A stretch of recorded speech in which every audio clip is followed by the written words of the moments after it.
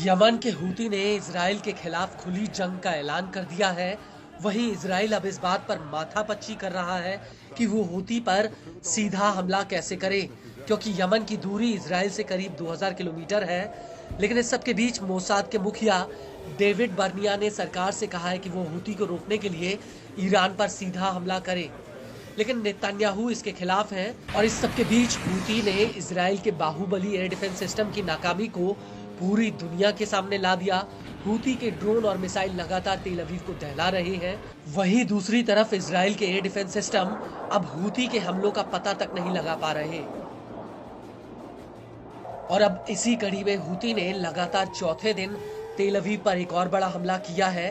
दरअसल हूती का कहना है कि उसने तेल अवीव पर 2 बड़े ड्रोन हमले किए। हूती ने पहला हमला कब्जे वाले याफा यानी तेल अवीव में एक अहम सैन्य टारगेट पर किया, जो अपने टारगेट पर एकदम सटीक लगा।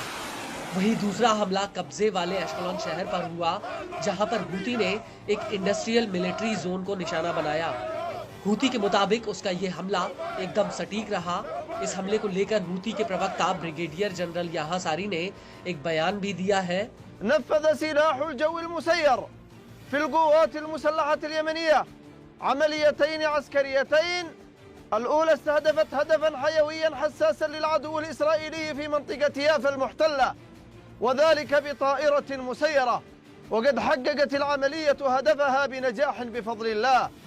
والأخرى استهدفت المنطقة الصناعية للعدو الإسرائيلي في منطقة عسقلان المحتلة بطائرة مسيرة، وقد أصابت هدفها بدقة بفضل الله. आपको बता दें कि हूती ने इससे पहले 24 और 25 दिसंबर 2024 को लगातार तेल अवीव पर हाइपरसोनिक बैलिस्टिक मिसाइल फिलिस्तीन 2 से हमला किया था। लेकिन इन मिसाइल हमलों के अलावा हूती ने इजराइल और अमेरिका को एक और बड़ा झटका दिया है।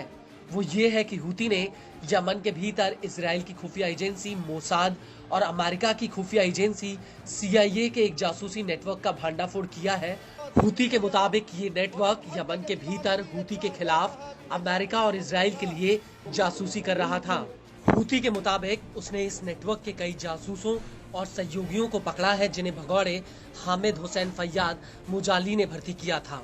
हूती के मुताबिक इन जासूसों को हूती के खिलाफ इंटेलिजेंस मिशन पर लगाया गया था, जिसमें इन्हें मिसाइल फोर्स, ड्रोन फोर्स और अन्य सैन्य अड्डों की जासूसी और उनका पता लगाने का जिम्मा सौंपा गया था।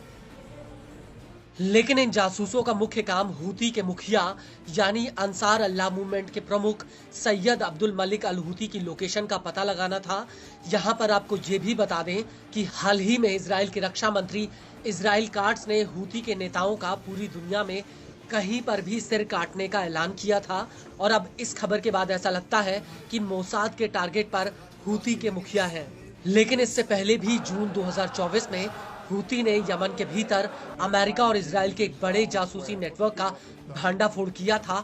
हूती ने उस वक्त दावा किया था कि ये जासूसी नेटवर्क यमन के भीतर साल 2015 से कई सरकारी संस्थानों के भीतर काम कर रहा था।